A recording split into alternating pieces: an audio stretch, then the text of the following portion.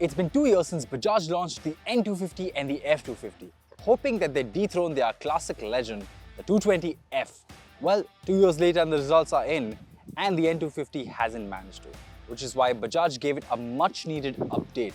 Bajaj has decided to equip it with some more bells and whistles. Here's everything you need to know about the new N250.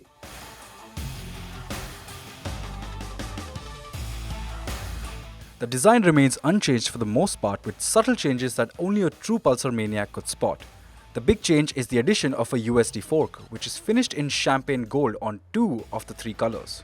There are 2 new paint options, one red and one white. Bajaj has also replaced the eye-catching copper color on the engine covers with a gunmetal finish.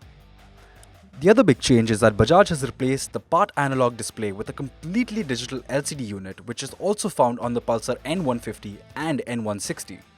This unit also supports features like Bluetooth connectivity and turn-by-turn navigation. Additionally, it also allows you to toggle through the different ABS modes in settings, but more on that later. My problem is this unit isn't bright enough, which makes it difficult to read on a sunny day. What makes it even more challenging is Bajaj has only provided a single button to toggle through the LCD, which doesn't feel very tactile to use. It also takes a good amount of memorizing to execute each input. Apart from these little tweaks, the design remains unchanged and the Pulsar N250 looks largely the same as before. The N250 aims to offer a balance of power, agility and comfort. Bajaj wanted to create a motorcycle suitable for both daily commuting and occasional spirited riding. In the city, the N250 felt nimble and very comfortably maneuvered around traffic. The front feels a little taut, but is supple over bumps and undulations. I only felt a lack of agility while taking sharp U-turns, where you notice that the bike doesn't have a very tight turning radius.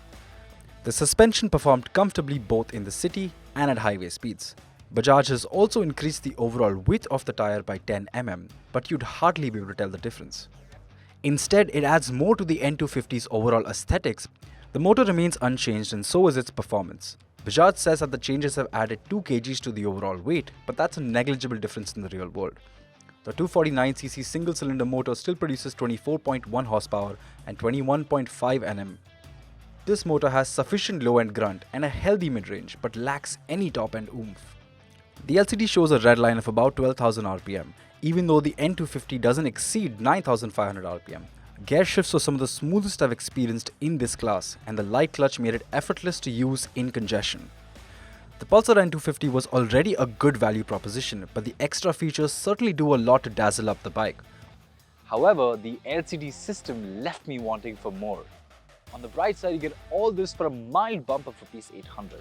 What already was quite a value proposition is now even more so in the 250 space.